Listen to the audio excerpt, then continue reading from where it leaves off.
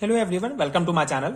आज हम इस वीडियो में कैपिलरी इलेक्ट्रोफोरेसिस क्रोमेटोग्राफी के बारे में डिस्कस करेंगे, जो कि एक बहुत ही इंपॉर्टेंट क्रोमेटोग्राफिक टेक्निक है। इस पर्टिकुलर वीडियो में हम इसका बेसिक प्रिंसिपल, इसका इंस्ट्रूमेंटेशन एंड एप्लीकेशन के साथ साथ electrophoretic mobility and electro osmotic flow क्या होता है उसके बारे में डिटेल में समझेंगे। So capillary electrophoresis is a separation technique in which charge species are separated based on their charge and size by their different rate of migration in an electric field. So basically capillary electrophoresis भी दूसरे chromatographic technique की तरह एक important separation technique है, जिसके द्वारा किसी भी इलेक्ट्रिक फील्ड में किसी भी charge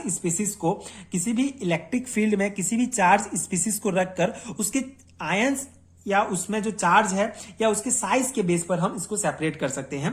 different ion having different charge, if charge will be same then the size is absolutely different. So कोई भी हमारा जो mixer of molecules mixer of components होगा, बेसिकली ये जो है मिक्सर ऑफ सैंपल है जिसमें बहुत सारे मॉलिक्यूल्स हैं एंड हर एक मॉलिक्यूल्स का डिफरेंट आयन होता है। तो अगर आयन जैसे दो मॉलिक्यूल है यहाँ पे, तो दोनों का अगर आयन दोनों में चार्जेस अगर सेम है तो उन चार्जेस का साइज एब्सोल्युटली डिफरेंट होगा। तो उस बेस पर हम जो है कैपिलरी इलेक्ट्रोफोरेसिस क्रोमेटोग्राफी यूज करके इन मॉलिक्यूल्स को उनके साइज या उनके आयन के बेस पर हम सेपरेट कर सकते हैं। तो ये बेसिक पॉइंट है कैपिलरी इलेक्ट्रोफोरेसिस क्रोमेटोग्राफी का।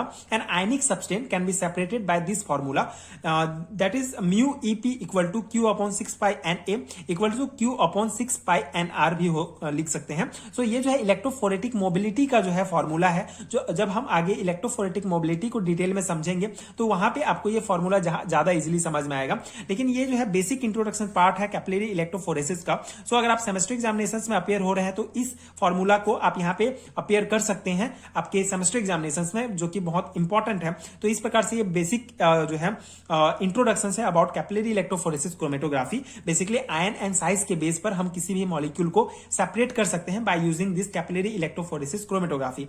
अब हम इसका इंस्ट्रूमेंट पार्ट डिस्कस करेंगे, जिससे आपको इसका प्रिंसिपल बहुत इजीली समझ में आ जाएगा। So instrumentation of capillary electrophoresis chromatography.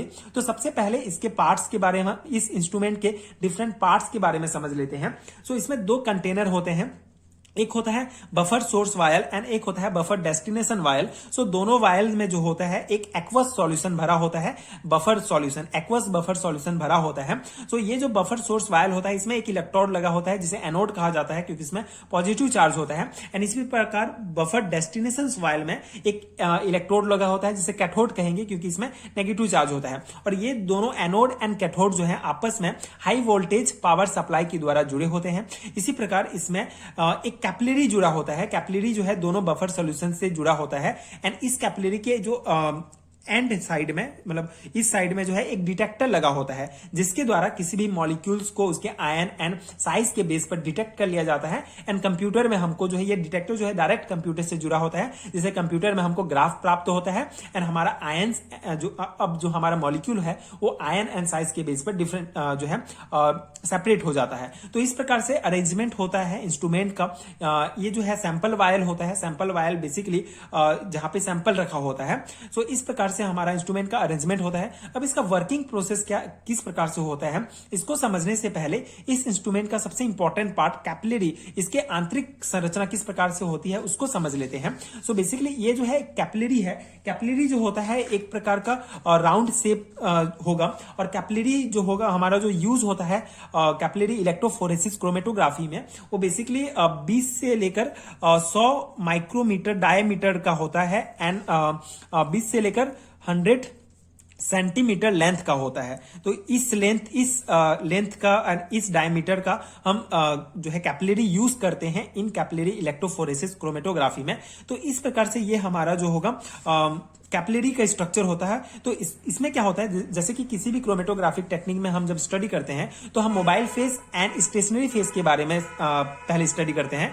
So mobile face क्या होता है, बेसिकली मोबाइल फेस वह होता है जिसके साथ जो हमारा सैंपल जुड़ा होता है, सैंपल उसके साथ होगा एंड वो स्टेशनरी फेस के ऊपर रन करता है। तो यहाँ पे जो हमारा मोबाइल फेस होगा ये बफर सॉल्यूशन होगा। एंड जो स्टेशनरी फेस होता है, ये जो हमारा कॉलम होता है उसके दीवार पे जो है सिलिका लगा होता है। ये जो सिलिका होता है ये SiOH सिलेनॉल के रूप में होता है बेसिकली।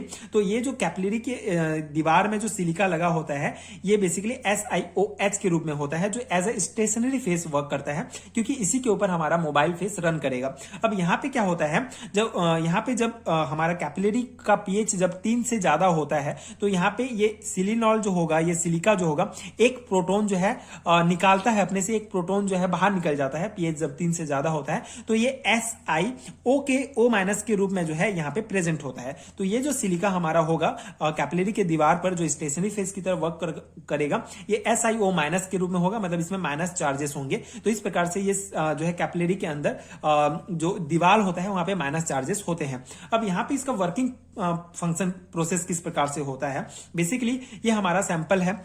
सैंपल को जो है दो प्रकार से हम इंट्रोड्यूस कर सकते हैं, इस कैपिलरी इंजेक्ट कर सकते हैं इस कैपिलरी में। जैसे कि एक होता है pressure differential method. Pressure differential method में क्या होता है, ये जो है कैपिलरी में अप्लाई, कैपिलरी से डायरेक्ट जुड़ा होता है सैंपल वायल, जिससे यहाँ पे प्रेशर डाला जाता है तो ये सैंपल कैपिलरी में आ जाता है। एंड दूसरा प्रोसेस होता है हमारा इलेक्ट्रोकाइनेटिक्स इंजेक्शन, जिससे सैंपल और मोबाइल फेस आपस में जुड़े होते हैं, जिससे जब प्रेशर जब हाई वोल्टेज इसमें अप्लाई किया जाता है तो ये जो है डायरेक्टली कैपिलरी में रन करना स्टार्ट कर देते हैं। तो इस प्रकार से दो प्रकार से हम सैंपल को इंजेक्ट कर सकते हैं कैपिलरी में। तो जब हमारा सैंपल इस मोबाइल फेस से जुड़ा होता है, जब मोबाइल फेस एंड सैंपल आपस में मिलकर जो है कैपिलरी में जब एंट्री करते हैं, जब कैपिलरी में ये एंटर करते हैं, तो यहाँ पे मेन इंपॉर्टेंट हमारे थ्योरी वर्क करते हैं। यहाँ पे दो इंपॉर्टेंट टर्म आते हैं, that is electrophoretic mobility and electroosmotic flow.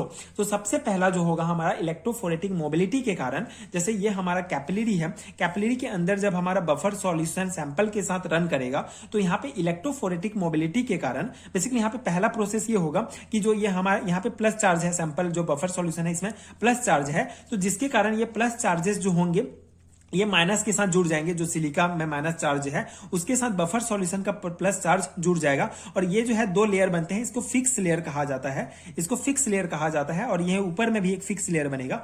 उसके बाद जो बीच में जो होगा, यहाँ पे बेसिकली जो मॉलिक्यूल्स में जो आयन होंगे हमारे प्लस आयंस भी हो सकते हैं, माइनस भी हो सकते हैं, न्यूट्रल आयंस भी हो सकते हैं, ये दोनों दीवार के बीच में रन करते हैं। ओके, इसको डिफ्यूज लेयर कहा जाता है। तो इस डिफ्यूज लेयर में जो हमारे मॉलिक्यूल हैं उनके plus, negative and neutral ion present होते हैं। सो ये जो आयन होंगे ये बीच में प्रेजेंट होंगे, plus ion, minus ion and neutral ion, तीन प्रकार के आयन जो है प्रेजेंट होंगे। तो यहाँ पे इलेक्ट्रोफोरेटिक मोबिलिटी के कारण जो प्लस चार्ज होंगे ये कैथोड की तरफ जो है आकर्षित होंगे, क्योंकि कैथोड में माइनस चार्ज है। तो इस कैपिलरी के अंदर जो है हमारा प्लस चार्ज भी है मॉलिक्यूल का, नेगेटिव चार्ज भी है एंड न्यूट्रल चार्ज भी है। तो प्लस चार्ज होगा ये कैथोड की ओर जो है जाएगा, एंड जो माइनस चार्ज है वो बेसिकली ये जो माइनस चार्ज है, जो एनायंस होंगे ये जो है एनोड की ओर आकर्षित होंगे, और जो न्यूट्रल आयंस होंगे वो बीच में रहेंगे। ठीक है, ये इलेक्ट्रोफोरेटिक मोबिलिटी के कारण होता है। बफर सॉल्यूशन सैंपल के साथ हमारा यहाँ पे जाएगा, बफर सॉल्यूशन तो सिलिका के साथ जुड़ जाएगा, क्योंकि इसमें प्लस चार्ज है और सिलिका में माइनस चार्ज है। तो बाकी जो सैंपल में जो हमारे मॉलिक्यूल में जो आयंस होंगे वो तीन प्रकार के आयंस होंगे, या तो पॉजिटिव होंगे, या माइनस होंगे, या न्यूट्रल होंगे। सो जो पॉजिटिव चार्जेस होंगे, जो कैटायन होंगे वो कैथोड की तरफ आकर्षित हो जाएंगे, एंड जो न्यूट्रल होंगे वो बीच में रहेंगे, एंड जो पॉजिटिव चार्ज जो नेगेटिव चार्जेस वाले होंगे वो बेसिकली ये एनोड की तरफ आकर्षित हो जाएंगे। तो ये इलेक्ट्रोफोरेटिक मोबिलिटी के कारण होता है।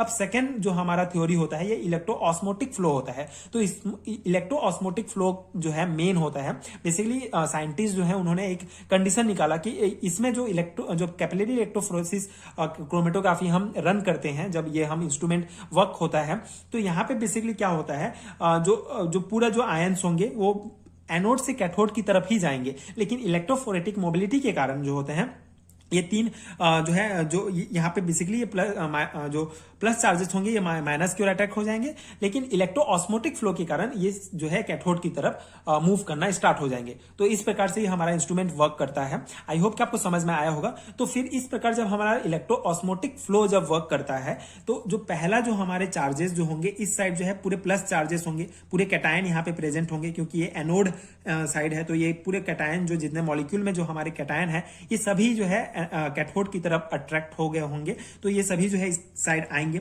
तो उसके बाद ये जो डिटेक्टर होगा पहले कैटायन को जो है, सभी कैटायन को जो है डिटेक्ट कर लेगा, एंड हमको एक पिक प्राप्त होगा कैटायन का हमारे कंप्यूटर स्क्रीन में। उसके बाद जितने भी न्यूट्रल चार्जेस होंगे उसको डिटेक्ट करेगा। उसके बाद जो हमारे पॉजिटिव जो मॉलिक्यूल में जो नेगेटिव चार्जेस हैं, जो जितने भी एनायन है, उसको डिटेक्ट करेगा। तो इस प्रकार डिटेक्टर जो होगा, डिटेक्टर से हमको एक ग्राफ प्राप्त होगा जिसे इलेक्ट्रोफेरोग्राम कहा जाता है। इस प्रकार से हमको ग्राफ मिलेगा। ये टाइम एंड डिटेक्टर एब्जॉर्बेंस के बीच जो है इसको ग्राफ को खींचा जाता है। तो पहले कैटायन का एक पिक प्राप्त होगा, उसके बाद न्यूट्रल आयंस का पिक प्राप्त होगा, उसके बाद एनायन का पिक प्राप्त होगा। इस प्रकार से जो है डिफरेंट मॉलिक्यूल्स को उनके आयन के बेस पर डिटेक्ट कर लिया जाता है। यहाँ पे जो डिटेक्टर हम यूज करते हैं ये बेसिकली यूवी विजिबल डिटेक्टर या diode array detector, fluorescence detector, electrochemical detector, mass spectrometer detector, इन सभी प्रकार के डिटेक्टर का यूज किया जाता है।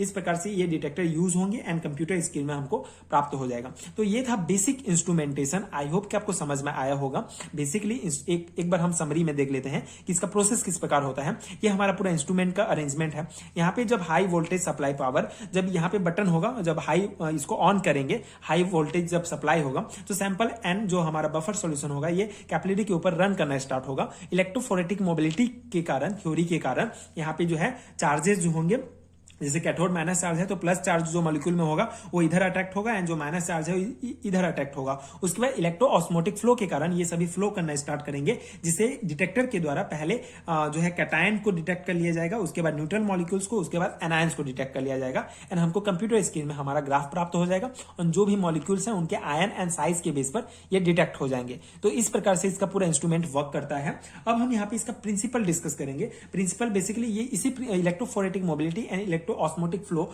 इन दो बेसिक प्रिंसिपल पर जो है ये पूरा वर्क करता है। लेकिन अब अगर थ्योरी एग्जामिनेशंस में अपेयर हो रहे हैं तो आपको जो है इसको लिखना होगा। तो उसके लिए एक इंपॉर्टेंट नोट्स है जो आपके एग्जाम प्रिपरेशन के लिए हेल्पफुल होगा।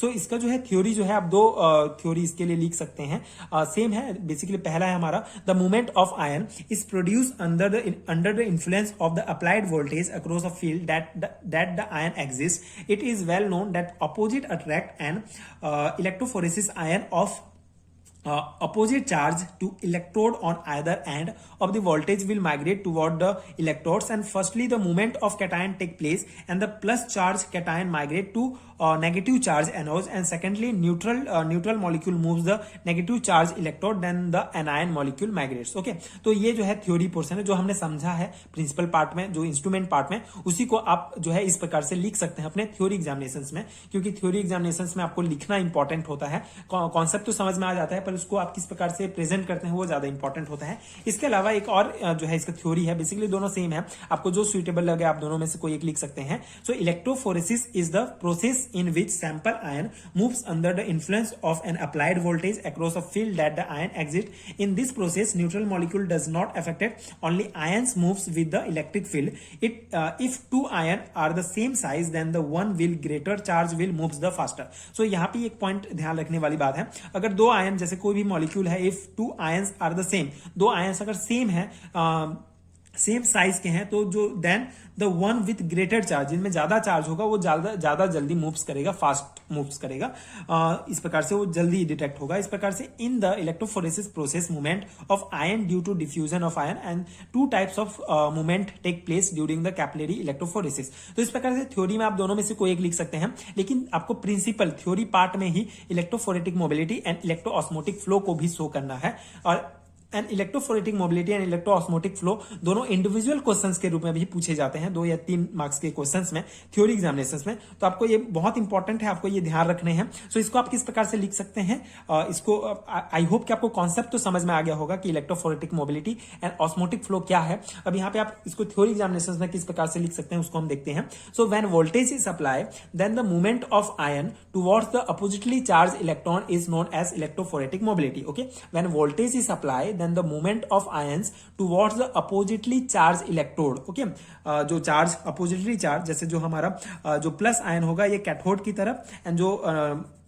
माइनस आयन होगा ये एनोड की तरफ अट्रैक्ट होगा and is known as electrophoretic mobility. And ये जो फॉर्मूला है, बेसिकली ये जो इलेक्ट्रोफोरेटिक मोबिलिटी है, हम इसको जो है इस फॉर्मूला के बेस पर जो है निकाल सकते हैं। बेसिकली इलेक्ट्रोफोरेटिक मोबिलिटी है जहां पे जो हमारा Q होगा ये चार्ज ऑफ आयंस, जो आयंस में जो चार्ज होंगे उसको शो करता है, एंड जो हमारा ये पाई होगा, बेसिकली दिस पाई का आपको मान लिखना होगा, and this n represent velocity of electrolyte, and ये जो हमारा आर होगा ये इंटरनल डायमीटर होगा, जो हम कैपिलरी यूज करेंगे उसका डायमीटर। इस प्रकार से इस फॉर्मूला में रखकर जो है हम इलेक्ट्रोफोरेटिक मोबिलिटी निकाल सकते हैं। इसके बाद osmotic flow, So this electroosmotic flow is caused by the applying the high voltage to an electrolyte filled capillary. This flow occurs when the buffer running towards the silica capillary has a pH range greater than 3, and the SiOH selenol group lost a proton to becomes SiO minus ions. The capillary walls then has a negative charge which develop a double layer of cation attract to it, and the outer cation layer is movable. When applied is high voltage, this is creating a high voltage bulk solutions, and the rate electroosmotic flow is governed by the following equations. So basically ये हमने जो समझा है उसी को जो है लिखा गया है इन थ्योरी फॉर्म में, जो आपके एग्जाम में काम आएंगे। So ये जो हमारा इलेक्ट्रोस्मोटिक फ्लो होता है इसको हम गवर्न कर सकते हैं by this formula, that is mu EOF equal to E upon ये एप्सिलॉन है, एक्चुअली जो एप्सिलॉन का ये छोटा वाला फॉर्म है, epsilon upon 4 pi n and EZ। So यहाँ पे जो हमारा ये एप्सिलॉन होगा ये डाइलेक्ट्रिक कांस्टेंट होता है, एंड ये जो E होगा ये हमारा electric field strength, and Z is zeta potential, and N is so velocity of the solvent. तो इस फॉर्मूला से हम इलेक्ट्रोऑस्मोटिक फ्लो निकाल सकते हैं। ये दोनों फॉर्मूला बहुत इंपॉर्टेंट है। अगर आप इसको लिखना चाहते हैं, अगर आपको कॉन्सेप्ट समझ में आ गया तो अपने से भी लिख सकते हैं ये थ्योरी एंड ये पॉइंट्स, बट फॉर्मूला आपको याद रखना है, ये फॉर्मूला बहुत इंपॉर्टेंट है। तो इस प्रकार से electrophoretic mobility and osmotic flow होता है, और ये बेसिक जो है पूरा कॉन्सेप्ट है कैपिलरी इलेक्ट्रोफोरेसिस क्रोमेटोग्राफी का। आई होप आपको समझ में आया होगा। अब हम इसका एप्लीकेशन पार्ट डिस्कस कर लेते हैं। तो application is also very important for semester examinations. So first important application है haemoglobin electrophoresis. So haemoglobin is the main course of human body, and in human body many kinds of disease caused by abnormal haemoglobin. Through the capillary electrophoresis abnormal moves cathode to anode. Basically haemoglobin main source होता है हमारे body का, लेकिन बहुत सारे जो abnormal haemoglobin होते हैं उसके कारण बहुत सारे बीमारी होते हैं। सो इस एबनॉर्मल हीमोग्लोबिन को हम electrophoresis capillary electrophoresis chromatography use करके अलग कर सकते हैं, सेपरेट कर सकते हैं। And electrophoresis of protein, basically during the recombinant DNA technology, protein electrophoresis have been done on and a precursors DNA for the recombinant DNA extrusion। Basically जो हमारा RNA and DNA recombinant technique होता है वहां पे भी हम electrophoresis chromatography use करते हैं। And separation of charge molecule, basically जितने भी चार्ज मॉलिक्यूल हैं उनको सेपरेट करने के लिए capillary electrophoresis is use only the different types of ion by applied on voltage. Okay, voltage apply करके हम डिफरेंट आयंस या डिफरेंट साइज के मॉलिक्यूल को हम सेपरेट कर सकते हैं, जैसे कि न्यूक्लिक एसिड, प्रोटीन्स, इन सब को। सो इस प्रकार से इसका एप्लीकेशन है, ये भी इंपॉर्टेंट है क्योंकि 2 या 3 मार्क्स के क्वेश्चन में पूछा जाता है, तो आपको ये ध्यान रखना है। तो ये था पूरा complete discussion about the capillary electrophoresis chromatography. I hope कि आपको समझ में आया होगा, एंड ये नोट्स आपके एग्जाम प्रिपरेशन के लिए हेल्पफुल हुए होंगे। ये बहुत इंपॉर्टेंट कॉन्सेप्ट है MSc लेवल के एग्जामिनेशंस के लिए, साथ ही साथ BSc लेवल के एग्जामिनेशंस में भी ये कॉन्सेप्ट आपके काम आएगा। सो अगर आपको हेल्पफुल लगा होगा तो आगे की वीडियोस देखने के लिए चैनल के साथ जुड़े रहिए। अगर आपको इस नोट्स का PDF चाहिए तो आपको नीचे लिंक मिलेगा PDF स्टोर का, आप एक बार जरूर चेक कीजिए। वहां आपको MSc सेमेस्टर एग्जामिनेशन से रिलेटेड सारे हैंड रिटन नोट्स मिल जाएंगे यूनिट वाइज, तो आप वहां से जरूर चेकआउट कीजिए।